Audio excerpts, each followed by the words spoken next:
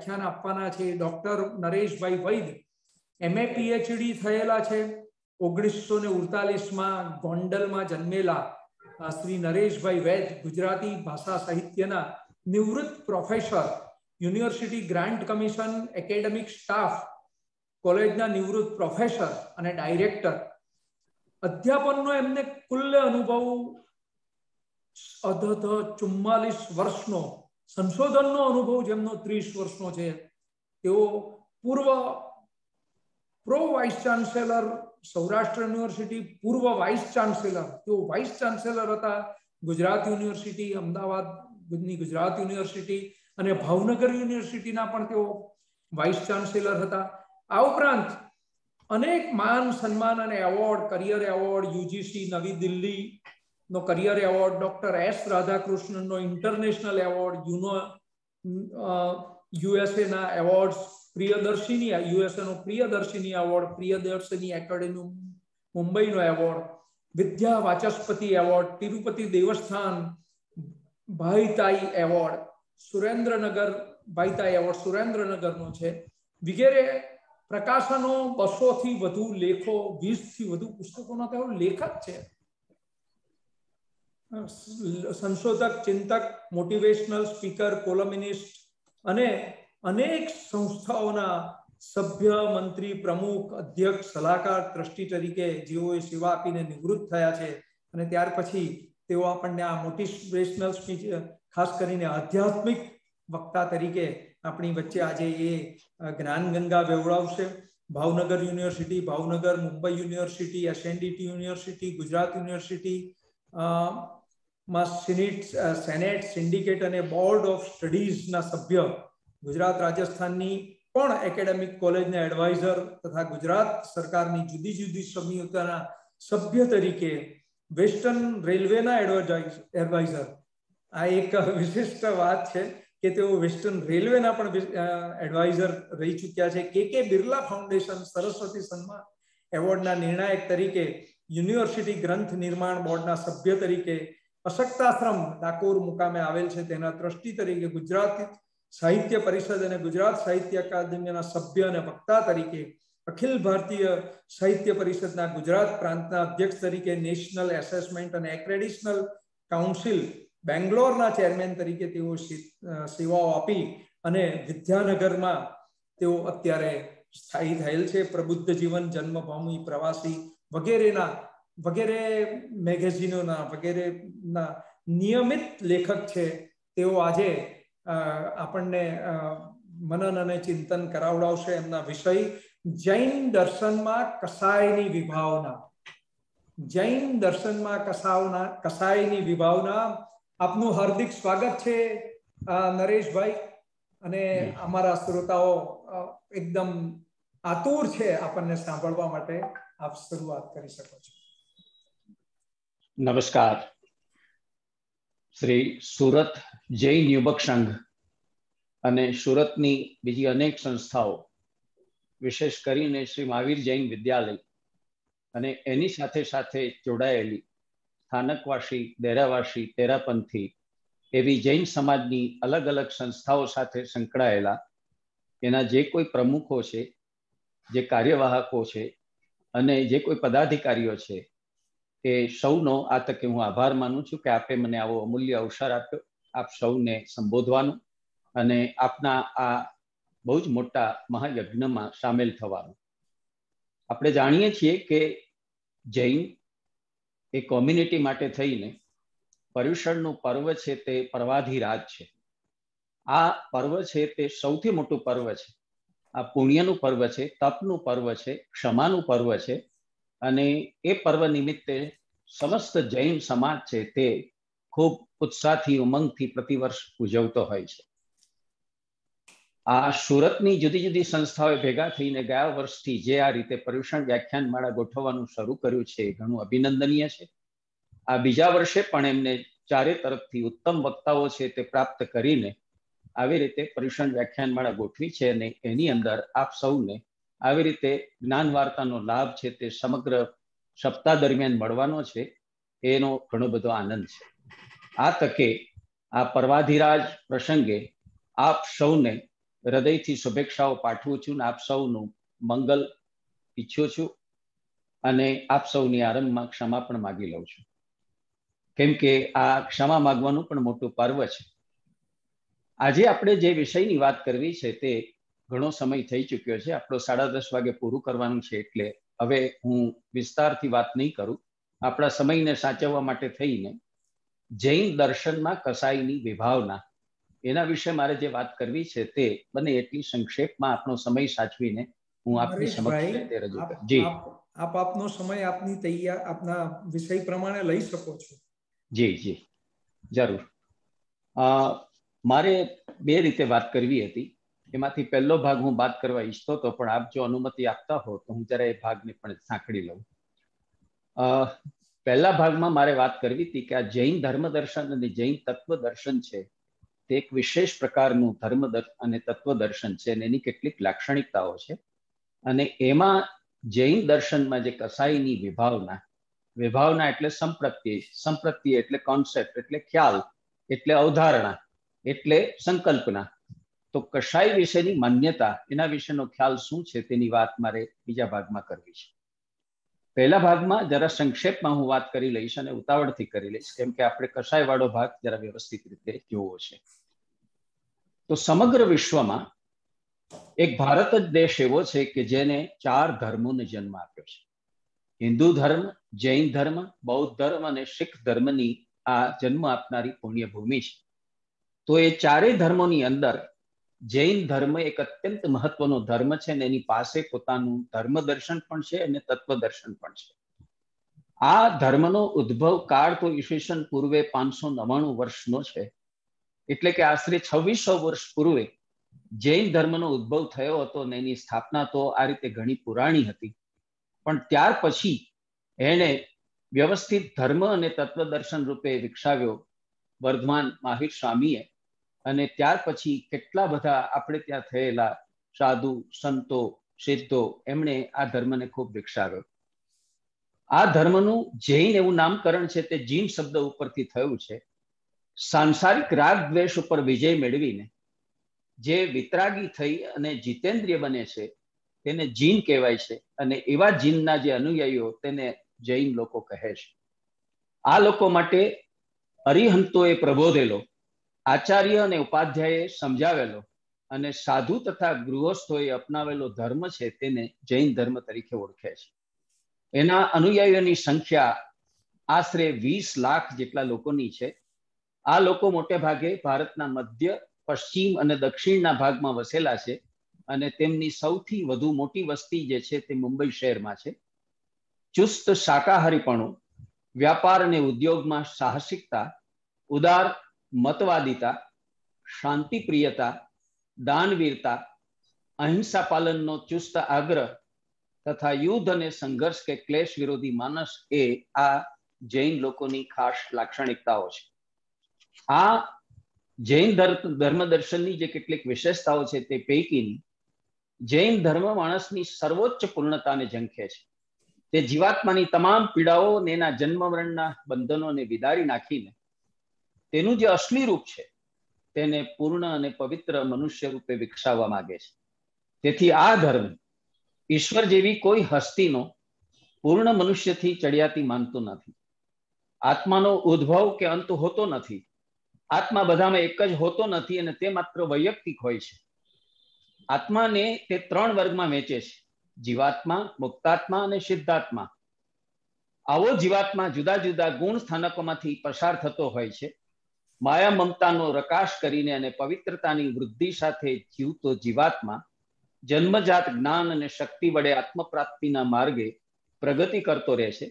પોતાના ગત જન્મોના અને વર્તમાન જન્મના દુષ્કર્મો અને એને ખપાવીને તથા સત્કર્મો વધારીને જીવાત્મા ક્રમશઃ ઉચ્ચતર અવતાર છે તે પ્રાપ્ત કરતો રહે છે. આ જન્માંતરો પૈકી જીવાત્મા 7 પૈકી 1 નર્કનો, 16 સ્વર્ગોનો અને 14 દિવ્ય ભૂમિનો રહેવાસી બને છે. તમામ જૈનો વ્રતોનું પાલન કરીને જ્યારે સાધકો બ્રહ્મચર્ય, પરિગ્રહ અને દરિદ્રતાને સ્વીકારીને પ્રાપ્તિના માર્ગે આગળ ધપી શકે છે. આ ધર્મ તપસ્વી જીવન અને વૈરાગ્ય જીવન પદ્ધતિને ધ્યેય પ્રાપ્તિના મહત્વના સાધન રૂપ માને છે. આ ધર્મ એમના તમામ અનુયાયીઓ માટે સંયમી, વિતરાગી, યતિ ધર્મની અપેક્ષા રાખે છે. જીવાત્માનો મૂળ સ્વભાવ અનંત એવા જ્ઞાન, દર્શન, સુખ અને વીર્યનો છે. તેથી સમ્યક જ્ઞાન, સમ્યક દર્શન અને સમ્યક ચારિત્રની આ ધર્મ સૌ પાસે અપેક્ષા રાખે છે.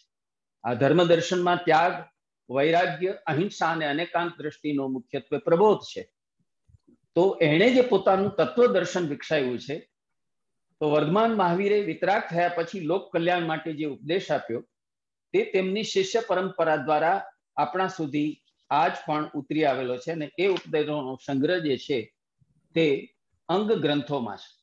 તેવા અંગ ગ્રંથોની સંખ્યા 12 છે અને તેથી તેને દ્વાદશાંગી કે ગણિપીટક કહીને ઓળખવામાં આવે છે, જેમાં એમની તત્વ મીમાંસા રજૂ થઈ છે. અને તેમાં એમણે 7 અથવા 9 તત્વોની બહુ જ ઝીણવટથી અને સૂક્ષ્મતાથી મીમાંસા કરેલી છે.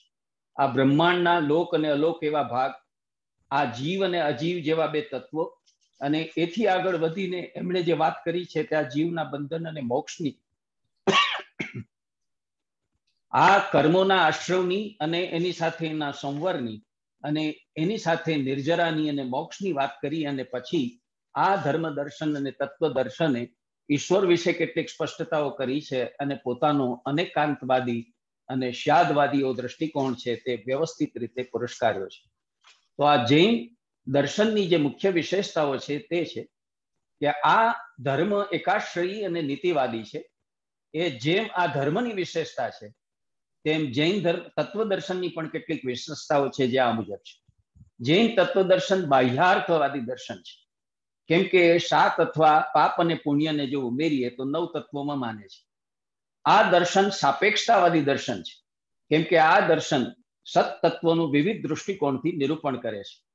આ દર્શન બહુ તત્વવાદી દર્શન છે, કેમ કે આ દર્શન અસંખ્ય જીવ સમૂહો તેમજ અસંખ્ય ભૌતિક તત્વોમાં વિશ્વાસ કરે છે. આ દર્શન વાસ્તવવાદી દર્શન છે.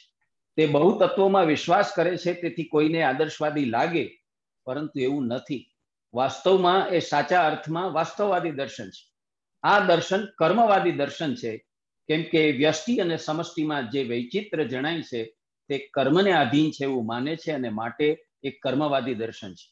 આ દર્શન આધુનિક વિચારધારાને અનુરૂપ એવું દર્શન છે, કેમ કે એ સમગ્રતાલક્ષી અભિગમ, હોલિસ્ટિક એપ્રોચ લઈને ચાલનારું દર્શન છે. ભારતના જે 12 કે 14 ધર્મ દર્શનો કે તત્વ દર્શનો વિકસ્યા છે, જેમ કે ષડ દર્શન તો જાણીતા છે, સાંખ્ય દર્શન, યોગ દર્શન, ન્યાય દર્શન, વૈશેષિક દર્શન, પૂર્વ મીમાંસા, ઉત્તર મીમાંસા, એવી રીતે બૌદ્ધ દર્શન, એવી રીતે ચાવાર્ક દર્શન, બૌદ્ધમાં પણ 4 જુદા જુદા દર્શનો. એમ જે આપણા ત્યાં દર્શનો બધા વિકસ્યા છે, તેમાં એક અત્યંત મહત્વનું દર્શન છે તે આ જૈન દર્શન છે. અને એમાં બહુ સૂક્ષ્મ અને ગહન રૂપે તત્વ મીમાંસા થયેલી છે. જૈનોની માન્યતા છે કે વિતરાગ અને સર્વજ્ઞ થઈને અન્ય જીવોને મોક્ષ માર્ગ બતાવીને તેમનો ઉદ્ધાર કરે તેવા જીવોને તીર્થંકર કહેવાય. અને જે જીવો પૂર્ણ વિકાસ પામી શરીર રહિત થઈ નિર્વાણ કે મોક્ષને પામે છે તેમને સિદ્ધો કહેવાય. આવા 24 તીર્થંકરોની જૈન ધર્મમાં એક પરંપરા છે, જેમાંના મહાવીર સ્વામી છેલ્લા હતા. તે સૌ તીર્થંકરોએ એને આદર આપવો જોઈએ એવું જૈન ધર્મ માને છે અને તેમની આરાધના અને ઉપાસના કરવી જોઈએ. સંસારી જીવો એટલે આ 2 સિવાયના જીવો, જે નથી તો તીર્થંકર કે નથી તો સિદ્ધો, એ સિવાયના જે છે તે જીવો એ સંસારી જીવો છે અને તેમના અનેક પ્રકારો છે અને તે તેમના કર્મોને કારણે હોય છે. જીવાત્મા અનાદિકાળથી કર્મથી બંધાયેલો છે. તે જૂના કર્મો ભોગવે છે અને નવા કર્મો બાંધતો જાય છે. આ કર્મો 2 જાતના છે, ક્રોધ, માન, માયા અને લોભ જેવા કષાયયુક્ત ભાવરૂપ કર્મો, અને બીજા જળ પૂદગલમય એવા દ્રવ્યરૂપ કર્મો. જીવાત્માની મન, વચન અને કર્મની પ્રવૃત્તિ તે યોગ છે. આ યોગને કારણે જીવ કર્મનું આવરણ સ્વીકારે છે અને એ કષાયોને કારણે જીવ છે તે બંધ અવસ્થાને પામે છે. તો આજે આપણે સમજવું છે કે આ કષાયો શું છે. એ કષાયો વિશે જૈન ધર્મ છે તેણે કેવો સંપ્રતિ કે સંકલ્પના કે ખ્યાલ વિકસાવ્યા છે અને એ કષાયોમાંથી મુક્તિ માટેના કેવા સૂચનો કર્યા છે. તો હવે બીજા વિભાગમાં આપણે પ્રવેશીએ છીએ અને એમાં વિગતે આપણે વાત કરીએ. કોઈ પણ ધર્મ પાસે તાત્વિક પીઠિકા હોય તો તે ધર્મ હંમેશા ટકી શકે છે. તેથી ધર્મ દર્શન એની સાથે તત્વ દર્શન હંમેશા સંકળાયેલું રહે છે. તત્વ દર્શન જીવન અને જગત એટલે કે આત્મા અને પરમાત્મા, પૂર્વજન્મ અને પુનર્જન્મ, સુખ અને દુઃખ, પાપ અને પુણ્ય, આત્મા અને અનાત્મા, સત્ય અને અસત્ય, મુક્તિ અને મોક્ષ, સંસાર અને સંન્યાસ, ધર્મ અને કર્મ, જન્મ અને મૃત્યુ, એના જેવા જે બુનિયાદી વિષયો છે, પાયાના રેડિકલ વિષયો છે, એમને વિશેની તાત્વિક સમજ આપે છે. અને માટે એ તત્વની સમજ હોવાને કારણે આપણે એને તત્વદર્શન કહીએ છીએ. આવા તાત્વિક અને ગંભીર વિષયોની વિચારણા વ્યવસ્થિત રૂપે આપવા માટે તત્વદર્શન કેટલાક વિભાગોમાં છે તે વિકસેલું હોય છે. એ વિભાગો એટલે તત્વદર્શનના બધા વિભાગો છે. એક છે સત્તા મીમાંસા, ઓન્ટોલોજી, બીજું છે મૂલ્ય મીમાંસા, એક્સિયોલોજી, ત્રીજું છે પ્રમાણ મીમાંસા, ચોથું છે આચાર મીમાંસા અને પાંચમું છે જ્ઞાન મીમાંસા. તો આવા 5 ભાગમાં હંમેશા તત્વદર્શન છે તે વહેંચાયેલું રહે છે. જૈન દર્શનની જે આ કશાયની અવધારણા છે તે એની જ્ઞાન મીમાંસાના એક ભાગરૂપ છે. જૈન દર્શન અનુસાર બ્રહ્માંડમાં જળ અને ચેતન એમ 2 જાતના તત્વો છે. જળ તત્વોને અજીવ અને ચેતન તત્વોને જીવ કહેવામાં આવે છે. આ જીવ ચેતન તત્વ હોઈને તેને આત્મા પણ કહેવામાં આવે છે. આ આત્મા અનંત જ્ઞાન, અનંત દર્શન, અનંત સુખ અને અનંત વીર્યના સ્વભાવવાળો હોય છે. તે પોતાના સુખ કે દુઃખનો નિર્માતા હોય છે. સંસારી અવસ્થામાં આ આત્મા પૌદ્ગોલિક એટલે કે ભૌતિક કર્મો એને હંમેશા લાગેલા રહે છે. એટલે કે સંસારમાં જીવ અને કર્મનો સંબંધ છે તે આજકાલનો નથી, તે અનાદિ છે. આત્મા અને કર્મ સાથેના સંબંધને લઈને આત્માની મુખ્યત્વે 4 જાતની અવસ્થા થાય છે. તમામ ધર્મ દર્શનો આ કર્મનો ખ્યાલ મૂકે છે. ભૌતિક વિજ્ઞાનમાં જેવો ખ્યાલ કાર્યકારણનો છે, જગતમાં કોઈ કાર્ય કારણ વિના થતું નથી, એ જ કાર્યકારણનો નિયમ એટલે કે લો ઓફ કોઝાલિટી એ અધ્યાત્મ અને નીતિશાસ્ત્રની અંદર જે છે તે કર્મનો સિદ્ધાંત છે. તો આ કર્મનો સિદ્ધાંત શું હિન્દુ સનાતન ધર્મ, શું જૈન ધર્મ, શું બૌદ્ધ ધર્મ, શું શીખ દર્શન, એ બધાની અંદર પાયામાં રહેલો છે. તો જૈન ધર્મ એના વિશે એમ માને છે કે આત્મા કર્મ સાથેના સંબંધને લઈને 4 જાતની અવસ્થા આત્માની થાય છે. એક, કર્મના ઉપશમથી ઉત્પન્ન થનાર ઔપશૌમિક, એવું એમણે નામ આપ્યું છે. બીજું, કર્મના ક્ષયથી ઉત્પન્ન થનાર ક્ષાયિક એવી અવસ્થા. ત્રીજી, કર્મના ક્ષયથી ઉપશમ એવી અવસ્થા. અને એ બેઉથી ઉત્પન્ન થનાર ક્ષાયોપમિષિક એવી ચોથી અવસ્થા. કર્મના ઉદયથી પેદા થનાર તે ઔદયિક.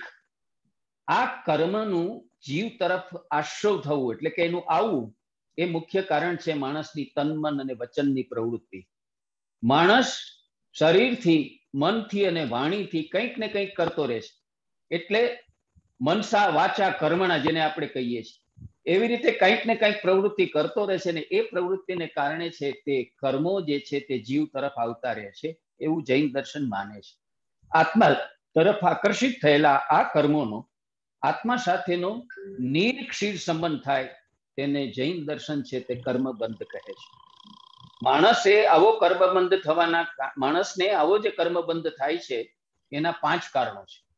પહેલું કારણ છે મિથ્યા દર્શન, બીજું કારણ છે અવિરતિ, ત્રીજું કારણ છે પ્રમાદ, ચોથું કારણ છે કષાય અને 5મું કારણ છે યોગ. ભલે જૈન તત્વદર્શન છે તે આ 5 કારણોની ચર્ચા કરે છે, પણ આ 5 કારણોમાં કર્મબંધનું મુખ્ય કારણ જો કંઈ હોય તો તે કષાયો છે. જૈન દર્શન અનુસાર આવા કષાયો 4 છે અને એ છે ક્રોધ, માન, માયા અને લોભ. મનુષ્ય સંવેદનો 2 જાતના હોય છે. એક ઇન્દ્રિય સંવેદન, જેને આપણે અંગ્રેજીમાં પરસેપ્શન કહીએ છીએ. આપણી પાસે આંખ, કાન, નાક, જીભ અને ત્વચા જેવી 5 જ્ઞાનેન્દ્રિયો છે. એ જ્ઞાનેન્દ્રિયો હંમેશા બહારના જગતમાં, આપણી આસપાસની સૃષ્ટિમાં જે કંઈ બનતું રહે છે તેની માહિતી, તેનું જ્ઞાન આપણને પહોંચાડે છે સંવેદન રૂપે, અને પછી આપણું મગજ છે તેનું જ્ઞાનમાં રૂપાંતર કરી આપે છે. તો એવા ઇન્દ્રિય સંવેદનોને આપણે પરસેપ્શન કહીએ છીએ. એટલે કે ઇન્દ્રિયો જેને પ્રમાણે, ઇન્દ્રિયો જેને પ્રાપ્ત કરાવે તેને આપણે ઇન્દ્રિય પ્રત્યક્ષ હોય તેને આપણે પરસેપ્શન કહીએ છીએ. બીજી જીવનમાં મહત્વની પ્રક્રિયા છે તે કન્સેપ્શનની છે. જે ઇન્દ્રિયથી પમાતું નથી, જે ઇન્દ્રિયથી પ્રત્યક્ષ થતું નથી, અને જ્યાં ઇન્દ્રિયો છે તે કઈ કામ નથી આવતી, પણ જેની ધારણા કરવી પડે છે, સ્પેક્યુલેશન કરવું પડે છે, અનુમાન કરવું પડે છે, એને આપણે કહીએ છીએ કન્સેપ્શન. તો જીવનમાં પરસેપ્શન અને કન્સેપ્શનની બે મુખ્ય પ્રવૃત્તિઓ ચાલે છે. તો એમાંથી આ જે છે એ મનુષ્ય સંવેદનમાં બે મુખ્ય પ્રવૃત્તિઓ થાય છે. એક ઇન્દ્રિય સંવેદનની અને બીજી આવેગોની, એટલે કે ઇમ્પલ્સિસની. ઇન્દ્રિય સંવેદનો માણસ સુખ કે દુઃખની અનુભૂતિ રૂપે અનુભવે છે, અને આવેગો કષાય અને નો કષાય રૂપે અનુભવે છે. આ કષાયો જે છે તે આવેગો છે, ઇમ્પલ્સિસ છે. તો આ કષાયનો અર્થ શું કરે છે? જૈન તત્વદર્શન. જૈન તત્વદર્શન કષાયનો અર્થ કરે છે આત્માને રંગવા વાળી વૃત્તિઓ. આત્માને રંગવા વાળી વૃત્તિઓ. તો એવી વૃત્તિઓ હોય છે કે જે આત્માને ખરેખર રંગી નાખે છે. જૈન દર્શન અનુસાર આવી વૃત્તિઓ ચાર છે: ક્રોધ, માન, માયા અને લોભ. ખરેખર તો આ તીવ્ર આવેગો છે.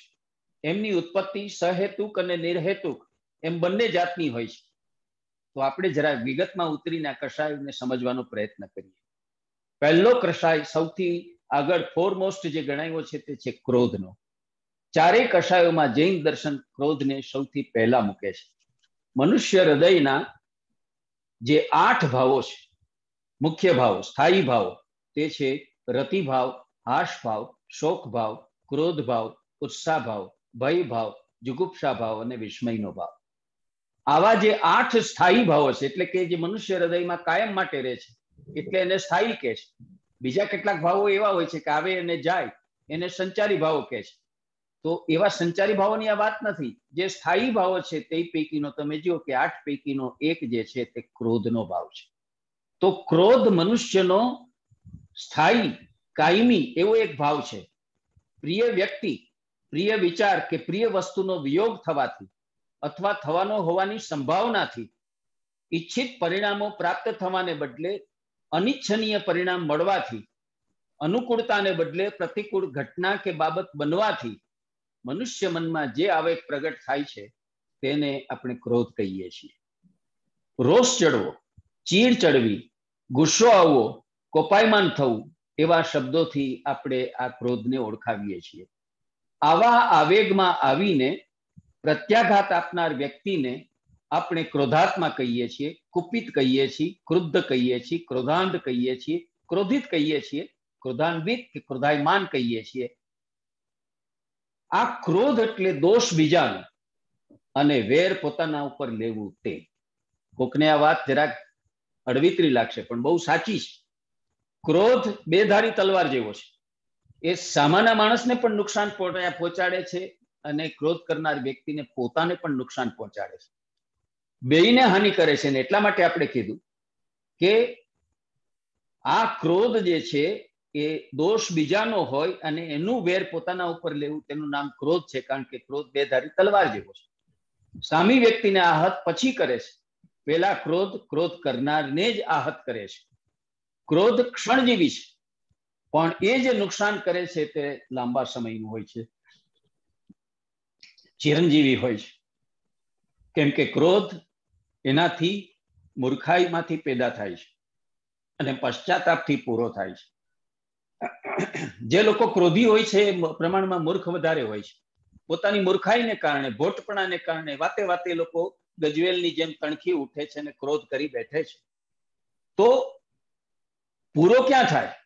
ક્રોધ કર્યા પછી પસ્તાવો થતો હોય છે. પછી થતો હોય છે કે મેં ખોટા શબ્દો વાપરી નાખ્યા, ખોટો ગુસ્સો કરી નાખ્યો, મારે એમ નહોતું કરવું જોઈતું વગેરે. ક્રોધ કરવાથી મનની મુદિતા, ચિત્તની પ્રસન્નતા અને આત્માની શાંતિ છે તે હણાઈ જાય છે. ક્રોધને એ કારણે અગ્નિથી પણ વધારે દાહક એવો માનવામાં આવ્યો છે. ક્રોધમાં આપણો મિજાજ આપણે ગુમાવીએ છીએ. આ મિજાજ ગુમાવવો એ ઈશ્વરની સામે બખાડા કાઢવા જેવું છે. જ્યારે જ્યારે આપણે કોક ઉપર ક્રોધ કરીએ અને જ્યારે જ્યારે આપણે ભાન ભૂલીને, આપણી બુદ્ધિ કોરાણે મૂકીને, સમજ અને આપણી શાંતપણું, આપણા વ્યક્તિત્વની અસલિયત બાજુ ઉપર મૂકીને આપણે જ્યારે ગુસ્સો કરી નાખીએ છીએ, ન બોલવાનું બોલી નાખીએ છીએ, ત્યારે ખરેખર આપણે વ્યક્તિ સામે નહીં ઈશ્વર સામે બખાડા કાઢતા હોય એના જેવું છે, એમ કાકા સાહેબ કાલેલકર કહે છે, અને તે તદ્દન સાચું છે. કારણ કે જો વ્યક્તિ સાચી હોય, પોતાના વાણી વર્તન અને વિચારમાં બિલકુલ સાચી હોય, તો તે પોતાના ગુસ્સાને અવશ્ય કાબુમાં રાખી શકે. પણ જો એ સાચી ન હોય તો તેને ક્રોધિત થવાનો કોઈ અધિકાર જ નથી. તમે ક્રોધ કરો છો કારણ કે તમે ખોટા છો, તમે ક્યાંક ભૂલ કરી છે, તમારામાં ક્યાંક ઉણપ કે ત્રુટિ છે, એટલે તમે ગુસ્સે થઈ જાઓ છો. જો તમે તમારા વાણી વર્તન અને વિચારમાં સાચા હો તો તમારા ગુસ્સાને તમે ચોક્કસ કાબુમાં રાખી શકો. પણ જો તમારા વાણી વર્તન અને વિચાર સાચા ન હોય તો ક્રોધિત થવાનો તમને કોઈ અધિકાર પણ નથી, એ તમારે સમજવું જોઈએ. જે વ્યક્તિ દ્વારા પોતાના પ્રિય વ્યક્તિ, વિચાર કે વસ્તુનો વિયોગ થયો હોય કે થવાનો હોય, તો તેના તરફ જોતા જ ક્રોધનો મનોભાવ આપણા અંદર જાગૃત થાય છે. આ ક્રોધ સહેતુક છે, પણ કોઈ દેખીતા કારણ વિના જ્યારે ક્રોધ જન્મે તે નિર્હેતુક છે, એને કોઈ હેતુ નથી અને છતાં એ જન્મે છે. આવો ક્રોધ નથી કોઈને દંડ આપી શકતો કે નથી કોઈ જાતનો કોઈ ઉપર અનુગ્રહ કરી શકતો. જે ક્રોધ નથી દંડ કરી દઈ શકતો કે અનુગ્રહ કરી શકતો નથી, તેવા ક્રોધની કોઈ કિંમત જ નથી. તો શા માટે પછી ક્રોધ કરવો જોઈએ? ક્રોધનો મોકો હોય છતાં માણસ ક્રોધ ન કરે. ક્રોધ કરવાનો પ્રસંગ આવે, ગુસ્સે થઈ જવાય, એવું કશું બન્યું હોય, એવો મોકો ઉભો થાય, છતાં માણસ ક્રોધ ન કરે તો એ અક્રોધી આપણે કહીએ છીએ. સ્વજન, મિત્ર કે સાથીદાર દ્વારા કોઈ ભૂલ થાય, સંજોગવશાત કોઈ કામ એને કારણે બગડી જાય, તો એમના ઉપર ગુસ્સો કરી એમનું અપમાન કે એમની અવમાનના કરવી, એમને ઠપકો આપવો કે એમને સજા કરવી, એ કેટલે અંશે યોગ્ય ગણાય? માણસ માત્ર ભૂલને પાત્ર છે. માણસથી ક્યારેક આ રીતે ભૂલ થઈ જાય, સંયોગવશાત એને કારણે કોઈ કામ આપણું છે તે બગડી પણ જાય, તો એને કારણે ક્રોધ કરી એમને ઠપકો આપવો કે એમને કોઈ આકરી સજા કરવી તે યોગ્ય નથી. વાસ્તવમાં તો આવા વર્તન દ્વારા જ વ્યક્તિ પોતાનું કામ બગાડીને પોતાનું અને સામી વ્યક્તિનું અહિત કરે છે. ક્રોધ કેફી દ્રવ્યો કે દારૂ જેવો નશાનો ઉત્પાદન કરનારો કેફ છે. તમે જુઓ, એને આપણે કોની સાથે સરખાવીએ છીએ? કેફી દ્રવ્યો, ગાંજો, ચરસ, ભાંગ, મેસ્કેલિન, આવા જે નાર્કોટિક ડ્રગ્સ છે, એના જેવો નશો પેદા કરનારો જાણે કે કેફ છે. એનાથી વ્યક્તિમાં મિથ્યા શક્તિ કે મિથ્યા જુસ્સો આવે છે, જે વ્યક્તિને આંધળી બનાવી મૂકે છે. માણસ ક્રોધમાં ક્યારેક પાગલ થઈ જાય, આંધળો થઈ જાય, અને ક્રોધમાં કેટલીક વાર ન બોલવાનું બોલી બેસે, ન કરવાનું કરી બેસે, અને ન કરવામાં કેટલીક વખત મારપીટ કરી બેસે, અને કોઈક વખત હત્યા પણ કરી બેસે. તો આ ક્રોધના માઠા પરિણામો છે. ગુજરાતી ભાષામાં કહેવત છે કે જર, જમીન અને જોરું એ ત્રણેય કજિયાના છોરું. આ ત્રણને કારણે હંમેશા જગતની અંદર કજિયા થતા હોય છે. જર એટલે ઝવેરાત અથવા ધન સંપત્તિ. જો એના સંબંધી નિરાશા, ક્રોધ કે ક્લેશ થાય તો તે ઊંચી જાતના, પણ છે તો કાંકરા જ, એમ સમજી અને સંતોષ રાખવાથી કાળક્રમે માણસ નિષ્પૃહ થઈ ક્રોધ મુક્ત કે ક્લેશ મુક્ત છે તે થઈ શકે છે. જમીનની માલિકીના સંબંધમાં ક્રોધ અને ક્લેશ થાય તો માણસે સમજવું જોઈએ કે તે મૂલ્યવાન નથી. કારણ કે એ જમીન માણસની સાથે, માણસના મૃત્યુ પછી સાથે જવાની નથી. ઉલટું માણસે પોતાનું શરીર આ જમીનને આપીને, આ ભૂમિને આપીને જવાનું છે. આવી સમજ જો આપણામાં આવી જાય તો જમીનની માલિકી સંબંધ ક્રોધ અને ક્લેશનું કોઈ કારણ રહેતું નથી, અને એનું સમન થઈ જાય છે. જોરું એટલે સ્ત્રી. સ્ત્રી સંબંધી કોઈ સાથે ક્લેશ કે કંકાસ થાય અને ક્રોધિત થઈ જવાય તો માણસે એને પામવા મતનાર માણસ પ્રત્યે હસી નાખવું જોઈએ કે તે મળમૂત્રની ખાઈમાં મોહી પડ્યો છે, આમાં એને શું હાથ આવવાનું છે. મતલબ કે ડાયો અને સમજુ માણસ જેનો ત્યાગ કરે છે, તેમાં અજ્ઞાની માણસ છે તે મોહી પડે છે. શા માટે સાધુ સંતો અને શા માટે આત્માર્થીઓ, મુમુક્ષુઓ, જે લોકો સંસારને ત્યાગી ચૂક્યા છે, એવા વૈરાગીઓ, જે જીવન મુક્ત કે વિદેહ મુક્ત છે, એવા લોકો જે છે તે સ્ત્રીનો મોહ નથી કરતા, કારણ કે એની અંદર આ સમજ છે તે ઉગી ચૂકી હોય છે. તો આ થઈ ક્રોધની વાત. બીજો કશાય છે માન. માન એટલે અભિમાન, અહંકાર, મગરૂબીપણું, હુંપણું, દર્પ, ગર્વ, તોર. એને બીજા શબ્દોમાં મદ પણ કહે છે. માણસના મનના 33 સંચારી ભાવો છે. 1 નહીં, 2 નહીં, 5 નહીં, 25 નહીં, આવે અને જાય એવા ભાવોને આપણે સંચારી ભાવો કહીએ છીએ. તે પૈકીનો એક ભાવ જે છે તે આ પ્રમાણે મદનો કે માનનો ભાવ છે. સાચી રીતે કહીએ તો આ મદ કે માન જે છે તે એક પ્રકારનો મનોવિકાર છે. અભિમાન અથવા અહંકાર એટલે ધન, યૌવન, બળ, વિદ્યા, અધિકાર વગેરેનો તોર, વગેરેનો મિજાજ, એનો ગર્વ, બીજી વ્યક્તિ સાથે પોતાના માનેલા શક્તિ સામર્થ્યની અપેક્ષાથી પોતાને સરખાવીને પોતાનામાં ચડિયાતાપણાનો કે ઉત્તમતાપણાનો ભાવ ધારણ કરવો અને તેની અપેક્ષાથી બીજાને અધર્મરૂપ ગણવા અથવા નીચા ગણવા, એ પ્રકારની અંતઃકરણની સ્થિતિનો અનુભવ થવો, તેને માન અથવા મદ કહેવામાં આવે છે. આવા અભિમાન કે અહંકારથી માણસ એક પ્રકારનો તોરી બની જાય છે, તુમાખીવાળો બની જાય છે, ઉદ્ધત થઈ જાય છે, એનામાં છાકટાપણું આવે છે, એ દમામ કરતો થઈ જાય છે. આપણા ભારતીય શાસ્ત્રોમાં 11 પ્રકારના મદ અને માન ગણાવવામાં આવ્યા છે. જેમ કે પહેલું છે ભૂમિમદ, બીજું જલમદ, ત્રીજું અગ્નિમદ, ચોથું વાયુમદ, પાંચમું આકાશમદ, છઠ્ઠું સૂર્યમદ, સાતમું ચંદ્રમદ, આઠમું આત્મમદ, નવમું કુળમદ, દસમું વિદ્યામદ અને 11મું ધનમદ. જૈન દર્શન અનુસાર માણસમાં 8 પ્રકારના મદ હોય છે. જેમ કે જાતિનું મદ, કુળનો મદ, બળનો મદ, તપનો મદ, જ્ઞાનનો મદ, રૂપનો મદ, લાભનો મદ અને ઐશ્વર્યનો મદ. સાદી રીતે કહેવું હોય તો એમ કહેવાય કે મનુષ્યને પોતાના શરીરનું, રૂપનું, આવડતનું, પદનું, વિદ્યાનું, સંપત્તિનું, સત્તાનું, આબરૂનું, માન્યતાઓનું, આસ્થાઓનું, ધર્મનું, પ્રતિભાનું અભિમાન હોય છે. આ સૌમાં પદ અને મદને નિકટનો સંબંધ છે. માણસ કોઈ પણ મોટા પદ, હોદ્દા કે સ્થાન ઉપર બેસે ત્યારે તે મોટાઈને તે જીરવી કે પચાવી શકતો નથી, ત્યારે એ મદોન્મત્ત થઈ જાય છે અને પરિણામે મદોન્મત્ત થવાથી ન કરવાના કામો કરી બેસે છે. આવું એટલા માટે બને છે કે અહંકાર કે ગુમાનનું ઉત્પત્તિ સ્થાન છે તે અહં રતિમાં છે અથવા સ્વના અનુરાગમાં છે. આ પેદા ક્યાંથી થાય છે? પોતાના અહમભાવમાંથી. અને અહમભાવ એટલે જીવભાવ, કર્તા ભાવ, ભોગતા ભાવ. તો એમાંથી આ પ્રકારનો જે છે તે અહંકાર અથવા તો આવો દર્પ કે આવું ગુમાન છે તે પ્રગટે છે. પોતે કરેલા કાર્ય, પછી એ નાનું હોય કે મોટું હોય, સાધારણ હોય કે અસાધારણ હોય, સ્થૂળ રૂપનું હોય કે સૂક્ષ્મ રૂપનું હોય, તેને લોકો તરફથી આદર થાય કે એનો સ્વીકાર થાય કે એની કદર બુજવામાં આવે, એની પ્રશંસા થાય ને એના વડે પોતાને યશ, કીર્તિ કે માન સન્માન મળે, એવું માણસ હંમેશા ઝંખતો રહે છે. વ્યક્તિ માત્ર સ્વમાની હોય છે. તેથી જ્યારે કોઈ માણસ દ્વારા એના કાર્યની ટીકા કે નિંદા થાય છે, એની કદર બુજી એને આદર અને સ્નેહ આપવામાં નથી આવતા, ત્યારે માણસનો સ્વમાન ગવાય છે. ત્યારે તે વ્યક્તિ વિચલિત થાય છે, ઉત્તેજિત થાય છે, ક્રોધિત કે વ્યથિત થઈ જાય છે. ઉપેક્ષિત કે અપમાનિત થતાની સાથે તેનો અહમ ગવાય છે અને તે ધૂંધવાઈ ઉઠે છે.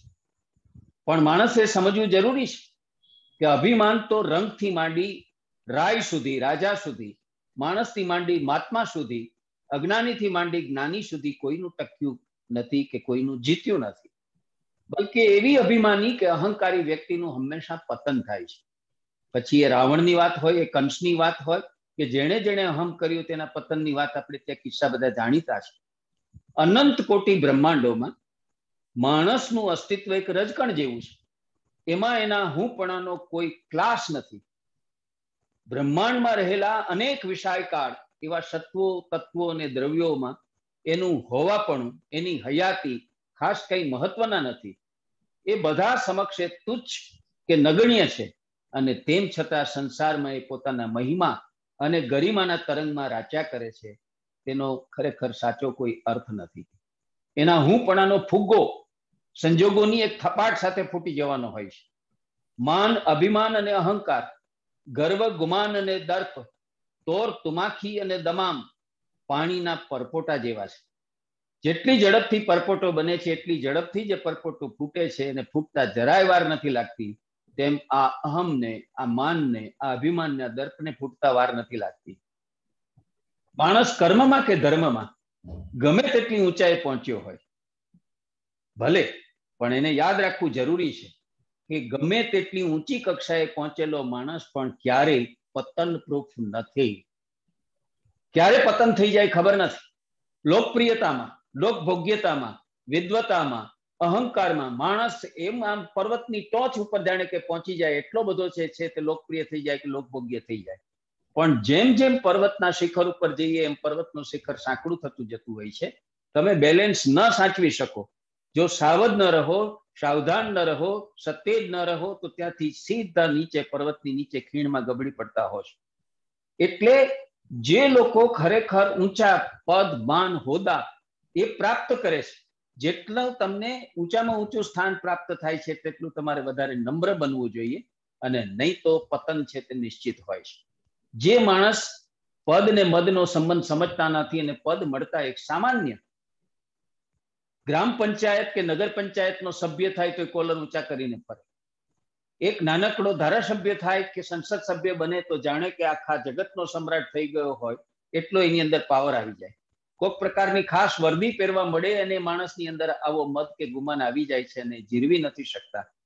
તો જે લાયક નથી, ડિઝર્વિંગ નથી, અને છતાં જેને જે કંઈ વધારાનું મળી જાય છે એ લોકો જીરવી નથી શકતા, અને એને પરિણામે મદોન્મત થઈને પોતાની બુદ્ધિ ગીરવે મૂકીને પછી જે કામો કરે છે તે આવા અહમથી, આવા અભિમાનથી, આ પ્રકારના દર્પને, આવા તોરથી પ્રેરાયેલા હોય છે.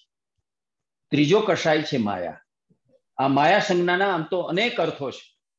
તમે જો કોષગત અર્થો જુઓ અથવા તો સંસારમાં પ્રચલિત અર્થો જુઓ ને તો ધનદોલતની માયા, સંબંધોની માયા, મમત્વ, ઇન્દ્રજાળ, અવિદ્યા, અજ્ઞાન એવા કેટલાય અર્થો છે. પરંતુ જૈન દર્શનમાં આ સંજ્ઞાનો એક વિશિષ્ટ અર્થ છે. જૈન દર્શન 18 પાપ સ્થાનકોમાં માને છે, તેમાંનું એક પાપ સ્થાનક છે તેને માયા કહે છે. એટલે માયા જૈનોની દ્રષ્ટિએ શું છે? પાપ સ્થાનક છે. એ મુજબ માયાનો અર્થ છે ગુપ્તપણે સ્વાર્થ વૃત્તિ સિદ્ધ કરવાની ઈચ્છા. કોઈને ખબર ના પડે તે રીતે પોતાનો સ્વાર્થ સિદ્ધ કરી લેવાની જે ઈચ્છા છે તેનું નામ માયા છે. જે નથી છતાં દેખાય છે, જેમાં કપટ છે, જેમાં છાન ગપતિયા છે, જેમાં કશુંક સંતાડવાનું છે, સંગોપવાનું છે, છુપાવવાનું છે. શા માટે માણસ છુપાવે છે? સ્વાર્થ વૃત્તિને કારણે. બીજાને ખબર પડી જશે તો મારી આબરૂ જશે, મારી પ્રતિષ્ઠા જોખમાશે વગેરે.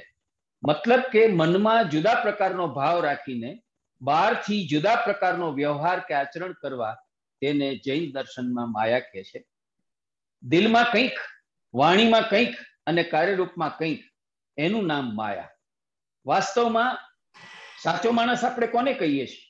વ્યક્તિત્વવાન અને ચારિત્રવાન માણસ કોને કહીએ છીએ?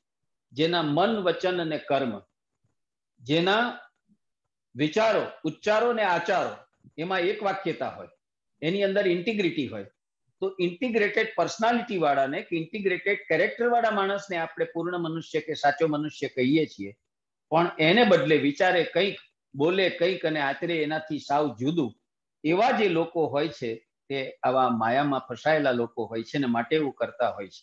તો માણસના વિચાર, ઉચ્ચાર અને આચારમાં જ્યારે એક વાક્યતા ન હોય, એમાં ગુપ્ત આશય જુદો હોય, ત્યારે જૈન દર્શન એને માયા કહે છે.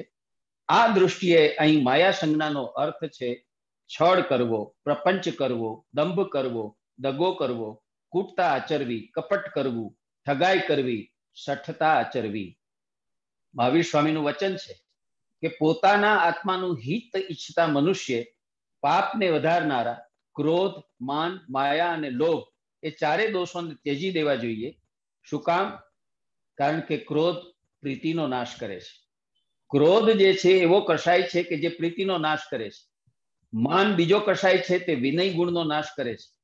શઠતા અને કપટ મિત્રોનો નાશ કરે છે. આપણે શઠ થઈએ, કપટ કરીએ તો આપણા મિત્રો અને ભાગીદારો આપણાથી જુદા પડી જાય છે.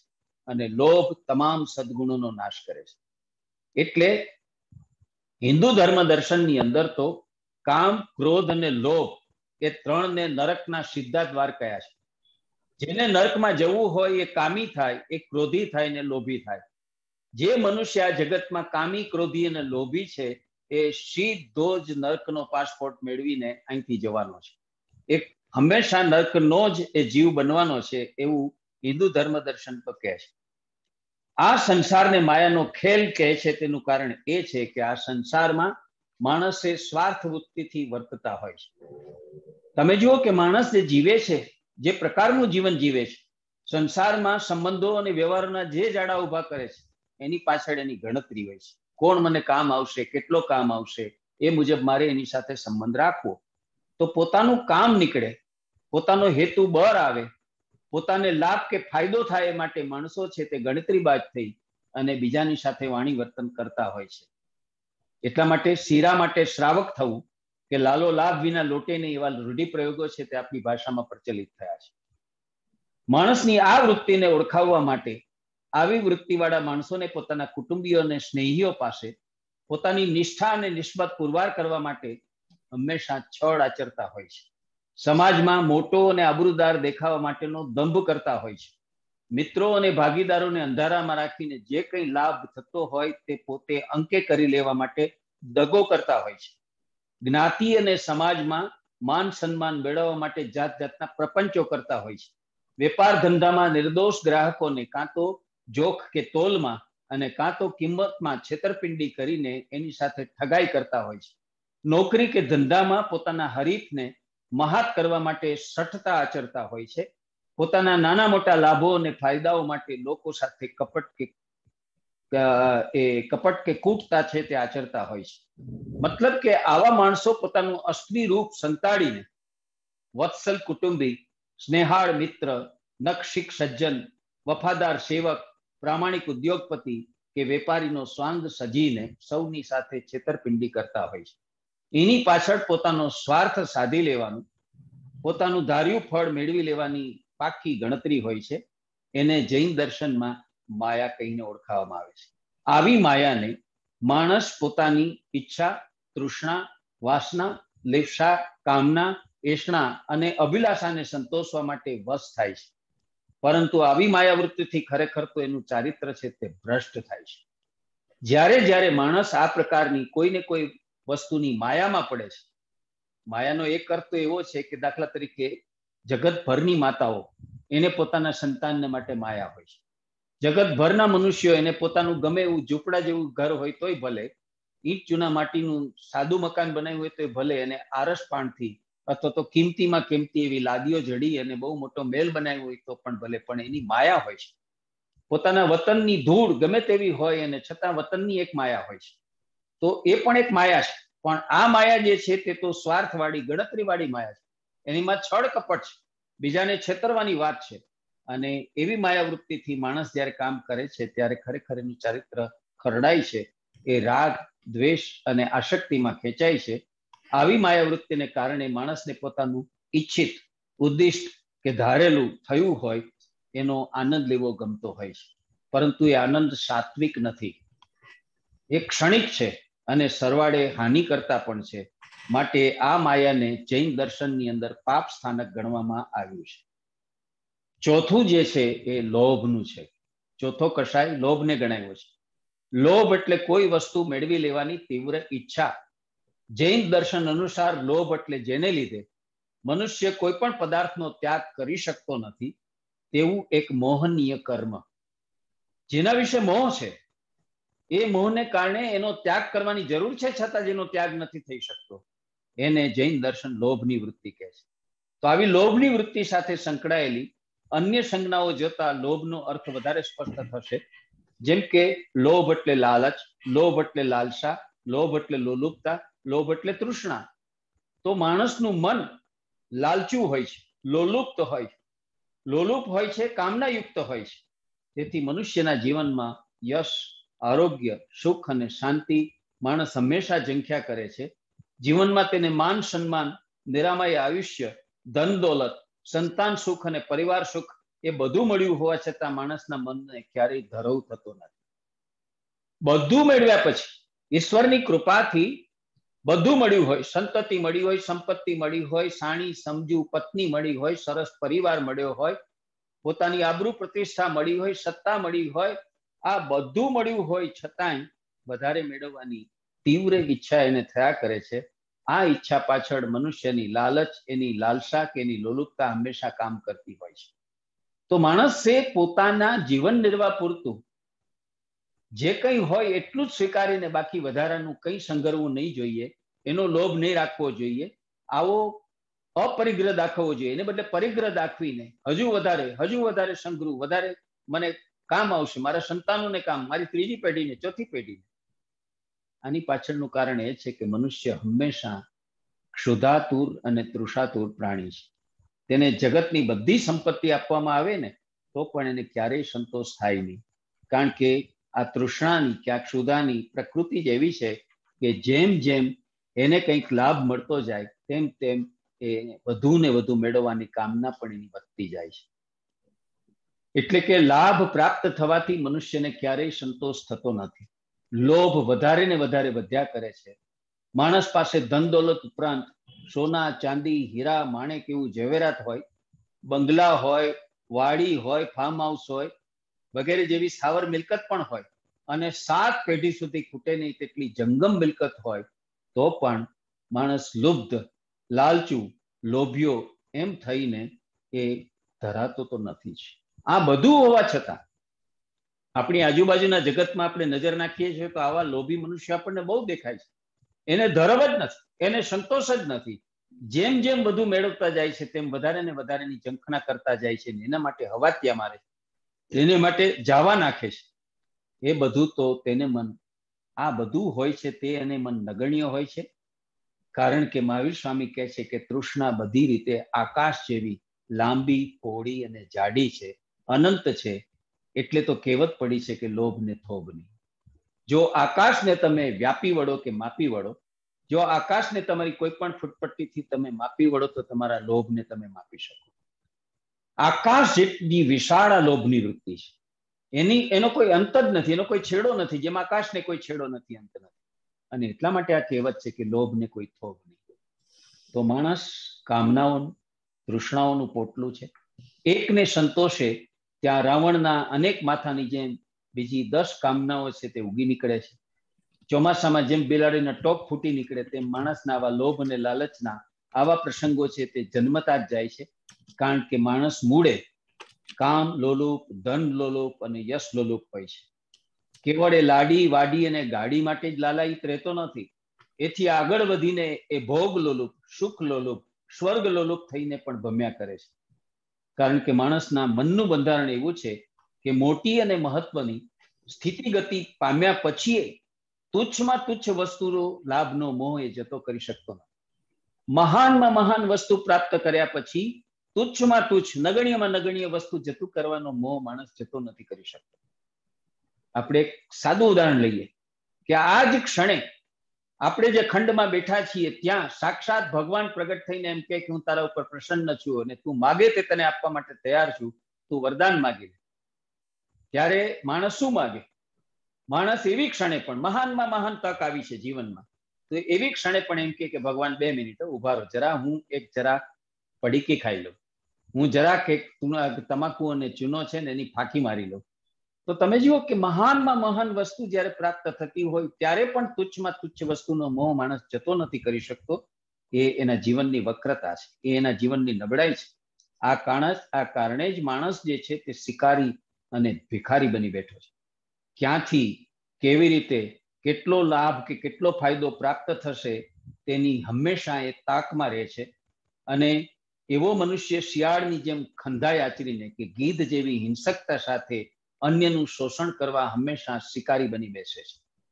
એટલા માટે થઈને જે ઉપનિષદો છે એમાંનું જે સૌથી મુખ્ય ઉપનિષદ છે ઈશોપનિષદ, એના પહેલા શ્લોકમાં કીધું છે કે ત્યેન ત્યક્તેન ભુંજીથા માં ગૃદઃ. તને મનુષ્ય અવતાર મળ્યો છે તો મારે તને કેવું છે કે ઈશાવાસ્યમ જગત સર્વમ, જગત્યામ જગત, આ આખું જગત, અનંત કોટી બ્રહ્માંડો એ ઈશ્વરનો નિવાસ છે. ઈશ્વર કણ કણમાં છે, સર્વત્ર છે, ને તું શું કરી રહ્યો છે એ જોઈ રહ્યો છે. તો તારે સાવચેત થઈને સમજવાનું એ છે કે તું ગીધની માફક શિકારી થઈને, ગીધ એવું છે કે એની ચાંચમાં એક શિકાર હોય અને છતાં બીજા શિકાર ઉપર નજર પડે તો એને પણ ઝડપવા માટે થઈને એ તલપાપડ હોય છે, તત્પર હોય છે. આવા તમે ન થશો. ત્યાગીને ભોગવતા શીખો, એ વાત જેમ ઈશોપનિષદે સમજાવી. પણ એવું નથી થઈ શકતું ને માણસ આવો શિકારી બની બેસે છે. જ્યારે એ પ્રાર્થના કરે છે ત્યારે પણ પોતાને જ બધું મળે, લાભ કરતા અને ફાયદાકારક જે કંઈ હોય તે પોતાને મળે, એ માટે ભિખારીની જેમ હંમેશા યાચનો કરતો રહે છે. તો માણસ આવો ભિખારી કે યાચક કેમ થઈ ગયો છે? લોભને કારણે. માણસ લોભ જતો નથી કરી શકતો એને કારણે. તો એટલા માટે થઈને ગુજરાતી ભાષામાં બે રૂઢિપ્રયોગો છે તે પ્રચલિત થયા છે. એક છે લોભે લક્ષણ જાય. માણસ હોવાનું, માણસાઈ હોવાનું જે કંઈ વિશેષ રૂપ એની પાસે છે લોભને કારણે જાય છે. અને બીજી બાજુ એટલે કે લોભ કરવાથી સારા ગુણોનો નાશ થાય છે. અને બીજું, લોભિયા હોય ત્યાં ધૂતારા ભૂખે ન મરે. આ બીજી કહેવત છે. મતલબ કે જે માણસ લોભિયો થઈને પોતે જાજુ બધું લેવા જાય છે તે મૂળગુઈ ખોવે છે, તે ખરેખર તો નુકસાન પામે છે. લોભી માણસ એવો કૃપણ અને કંજૂસ હોય છે કે કોઈની પ્રત્યે ઉદારતા ન દાખવે, પણ તે હંમેશા ધૂતારાઓથી છેતરાય છે. વધુ લાભ કે વધુ ફાયદો કરાવી આપવાની લાલચ આપી આવા લોભિયાને છેતરી નાખવાની કપટી, ઢોંગી અને પ્રપંચી ધૂતારાઓમાં જબરજસ્ત આવડત હોય છે. તમે જુઓ કે કેટલી એવી ખાનગી સરાફી પેઢીઓ નીકળી અને આથમી ગઈ કે જેણે બહુ મોટા પ્રલોભનો આપ્યા. તમને આટલા ઓછા દિવસોમાં આટલા વધારે ટકા વ્યાજ આપીશું, તમે રાતોરાત ધનપતિ કે કરોડપતિ થઈ જશો, આના કરતા અમે આટલું વધારે વ્યાજ આપીશું ને માણસ એમાં લલચાઈ જાય. એવી સરાફી પેઢીમાં પોતાના જીવનભરની જઈ કરીને એકઠી કરેલી મૂડી છે તે એમાં રોકે અને પછી એ પેઢી છે તે ઉઠી જાય. એ પેઢીનો ક્યાંય પત્તો ન હોય અને એમ આવો લોભી થયેલો વધારે ને વધારે મેળવવાનું ઈચ્છાથી જે લોભ કરીને એમાં ગયો હોય છે તે ખરેખર છેતરાય છે. તો વધુ લાભ મેળવવાની લાલચ કે વધુ ફાયદો મેળવવાની લાલસામાં ખેંચાઈ તણાઈને આખરે જે એને મેળવ્યું હોય છે, પ્રાપ્ત કર્યું હોય છે, એ પણ એ ગુમાવે છે. એટલે મહાવીર સ્વામીએ બહુ સાચું કહ્યું છે કે ક્રોધ, માન, માયા અને લોભ એ ચારે અંતરાત્માના એટલે કે અધ્યાત્મ માર્ગના ભયંકર દોષો છે. જે માણસે અધ્યાત્મના માર્ગે વિકાસ કરવો છે, પ્રગતિ કરવી છે, આ સ્થૂળ ભૌતિક જીવનમાંથી આધ્યાત્મિક જીવનમાં જેમણે પ્રવેશવું છે અને વિકાસ કરવો છે, તેને આ નડતરરૂપ બધા વિઘ્નો છે, એના માટેના ભયંકર દોષો છે. એટલે એને તો સૌથી પહેલા ત્યજવા જોઈએ. તમામ જીવો તરફ અનુકંપા અને સંભાવ કેળવવા મતતા મહર્ષિ એટલે કે અર્હત એ આ ચારેય દોષોને હાંકી કાઢવા જોઈએ. જે માણસે અર્હત બનવું છે, જે માણસે અર્હત દૃષ્ટિ છે તે કેળવવી છે, અને જે માણસે આ રીતે અરિહંત થઈને જીતેન્દ્રિય થવું છે કે વૈરાગી થવું છે, એમણે આ બધા દોષો છે તે પોતાના અંદરથી ઘસી ભૂસીને દૂર કરવા જોઈએ. કારણ કે વારંવાર ક્રોધ કરવાની ટેવ પડી જવાથી માણસ દિવસે દિવસે નીચે પડતો રહે છે, નાલાયક બનતો જાય છે. અહંકારની ટેવ પડી જવાથી મનુષ્ય અધમ દશાએ પહોંચે છે. કપટ વૃત્તિની ટેવ પડી જવાથી એટલે કે હાલતા ચાલતા લુચ્ચા એને ખંધાઈ કરવાનો સ્વભાવ એને પડી જાય છે અને એની સદગતિનો નાશ થઈ જાય છે અને સદગતિના બારણા એને માટે બંધ થઈ જાય છે. લોભ કરવાનો સ્વભાવ પડી જતા આ લોકમાં અને પરલોકમાં પણ એને માટે ભારે મોટો ભય ઉભો થાય છે. આ ચાર કષાયોને જૈન દર્શનમાં ચાર વર્ગમાં વેચવામાં આવ્યા છે. એ છે, એક અનંતાનુબંધી, બીજો છે અપ્રત્યાખ્યાન, ત્રીજો છે પ્રત્યાખ્યાન અને ચોથો છે સંજ્વલન. આમાંથી પહેલો જે કષાય છે તે અત્યંત તીવ્ર છે, જેને અનંતા બંધુ કષાય કહીએ છીએ તે બહુ તીવ્ર છે. બીજો પણ તીવ્ર છે જેને અપ્રત્યાખ્યાન કહીએ છીએ તે. ત્રીજો મધ્યમ છે પ્રત્યાખ્યાન વાળો, અને ચોથો મંદ છે સંજ્વલન વાળો એમ કહી શકાય. આ કષાયો અનુક્રમે વિતરાગતા, યતિધર્મ, દેશ વિરતિ અને સમ્યક દૃષ્ટિના ઘાતકો છે. એ આત્માને મૃત્યુ પછી સ્વર્ગ ગતિ, મનુષ્ય ગતિ કે તિર્યક ગતિ કે પછી નર્કની ગતિ આપનારા છે. જો તમારે આવી ગતિમાં ન જવું હોય, આમાંની મૃત્યુ પછીની આવી કોઈ મનુષ્ય યોનિમાં કે તિર્યક યોનિમાં કે નર્કની કોઈ ખીણમાં કે ખાણમાં જો સબડવું ન હોય, તો તમારે આ પ્રકારના કષાયો છે તેનાથી મુક્ત થવું જોઈએ. આત્માને વળગતા આ ચાર કષાયો ક્રોધ, માન, માયા અને લોભ ખરેખર અનર્થકારી છે. તેમને નાથવા કે નષ્ટ કરવા કઈ રીતે, એવો કોઈના મનમાં જો પ્રશ્ન ઉઠે તો જૈન દર્શન તેમને નાથવાના કે નષ્ટ કરવાના સહેજ ઉપાયો પણ સ્પષ્ટ રીતે બતાવે છે. જૈન દર્શનની ઉદારતા, જૈન દર્શનની સ્પષ્ટતા અને જૈન દર્શનની વિશેષતા તમે જુઓ કે આ કષાયો છે તેને કેવી રીતે એમાંથી નિવૃત્ત થવું, કે એની પર પણ કઈ રીતે વિજય મેળવો કે કાબુ મેળવો, એને માટે કહે છે કે શાંતિ અથવા ઉપશમના ગુણને કેળવીને ક્રોધને હણી નાખો. જો તમારામાં ક્રોધ રહેતો હોય અને ક્રોધનો ભાવ છે તમે મિટાવી ન શકતા હો, તો તમે શાંતિના ગુણનો કે ઉપશમના ગુણનો એ કેળવવાનો પ્રયત્ન કરો. મૃદુતાનો ગુણ કેળવીને તમે અહંકારને જીતવાનો પ્રયત્ન કરો. તમારો એક સ્વભાવ મૃદુતાનો બની જવો જોઈએ. તમે એવા મૃદુ થઈ જાઓ કે તમે સહેજ પણ અહંકારી રહો નહીં. હું છું ને, મેં કર્યું છે, મારા દ્વારા જ આ થઈ શકે, આપણે બેઠા છીએ, બધું કરી શકીએ, એ પ્રકારનો જે આઈ વિલ ને આઈ કેન એવો જે કરતા ભાવ છે ને, એવો જે એક દોર દમામ વાળો અહંકારનો ભાવ છે, એ જ્યારે માણસ મૃદુતા એ ભાવ કેળવે ત્યારે એ સરળતાથી જીતી શકાય છે. સરળતાનો ગુણ કેળવીને માયા અને કપટને જીતી શકાય છે. જીવનમાં તમે માયામાં જો લુબ્ધ ન થવા ઈચ્છતા હો, કપટી બનવા ન ઈચ્છતા હો, તો જીવનમાં બને એટલા સરળ થવાનું તમે શીખો, તો તમે એને પણ જીતી શકશો.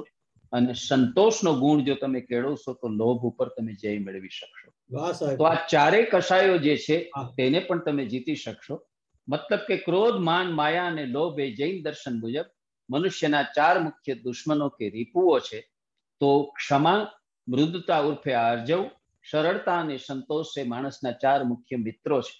જરૂર છે આપણા શત્રુઓ અને મિત્રોને ઓળખવાની. શત્રુઓનો પરિહાર કરો, એમને પરાસ્ત કરો, મિત્રોનો સ્વીકાર અને સમાદર કરો. સનાતન હિન્દુ ધર્મ દર્શન પણ આ રીતે ષડ રીપુ અને ષડ મિત્રની અવધારણા છે. એ હિન્દુ દર્શન મુજબ કામ, ક્રોધ, લોભ, મોહ, મદ અને મત્સર એ 6 મનુષ્યના આંતરિક શત્રુઓ છે. જ્યારે શમ, દમ, ઉપરતિ, તિતિક્ષા, શ્રદ્ધા અને સમાધાન એ મનુષ્યના 6 મિત્રો છે. તો શું હિન્દુ ધર્મ દર્શન કે શું જૈન ધર્મ દર્શન કે તત્વ દર્શન સમાન રીતે કેટલીક વાત મૂકીને આપણને જણાવે છે કે આપણી અંદર રહેલી જે આ નબળાઈઓ છે, નબળાઈને આપણે અતિક્રમી જવાની છે, એને ઓળંગી જવાની છે, આપણે એનાથી મુક્ત થવાનું. એ આપણા ઉપર હાવી થઈ ગઈ છે, કામ ના આવે, આપણે એનાથી અસંગ થઈ જવાનું છે. અને એમ કરશું તો આપણે આધ્યાત્મિક દિશાની અંદર પ્રગતિ અને વિકાસ કરી શકીશું. અહીં મારી વાણીને વિરામ આપું છું. આપણો સમય પણ પૂરો થયો છે. આપણા વિષયમાં જરૂરી જેટલી કેટલીક વાત હતી એ પણ અહીંયા પૂર્ણ થઈ છે. ફરી એકવાર અંતઃકરણપૂર્વક આપ સૌનો હૃદયથી આભાર માનું છું. વાહ સાહેબ, વાહ, અદ્ભુત.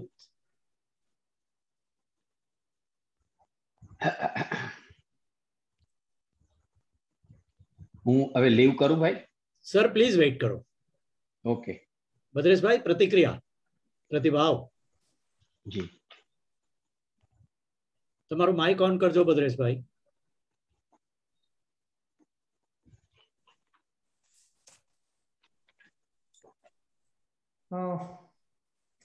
નરેશભાઈ વેદ સાહેબે એકદમ જકડી રાખતું, જેને જૈન ધર્મ વિશે ઊંડો અને તલસ્પર્શી અભ્યાસ દર્શાવતું આ ક્રોધ, મદ કે માન, માયા અને લોભ એના વિશેની જે ડિટેલ વિશેષ તેને ઊંડી સમજ કહી શકાય તે સાથેનું આ જે પ્રવચન છે તે અદ્ભુત રહ્યું છે. અને ખરેખર અમને એમ લાગે છે કે અમે કંઈક આજે પામ્યા છે આ પ્રવચનમાંથી. જૈન ધર્મના પાયાના સિદ્ધાંતોને ઊંડાણથી સમજાવ્યા છે આપણે. અને તેમાં મુખ્યત્વે આ જે જૈન દર્શનમાં કસાયની વિભાવના એ વિષય પર જે આપણે વાત કરી છે એ ખરેખર કાબિલે તારીફ છે. ખૂબ ખૂબ આભાર. ખૂબ ખૂબ સુંદર આપનું પ્રવચન રહ્યું, મનનીય પ્રવચન રહ્યું, તલસ્પર્શીય પ્રવચન રહ્યું, ઊંડાણથી જેની ખરેખર તો 1 કલાકનો સમય પણ આપને સાંભળવા માટે ઓછો પડે. ફરી અમે આપને આમંત્રણ આપીશું, ફરીથી નિમંત્રણ આપીશું જ્યારે વધારે સમય હોય ત્યારે. નરેશભાઈ વૈદ, આપનો ખૂબ આભાર. અને નરેશભાઈ, આપ મારી સાથે કોઓર્ડિનેટર નરેશભાઈ અને અમારા બીજા કોઓર્ડિનેટર શ્રી જયેન્દ્રભાઈ મોરખિયા બંનેને એમના કંઈક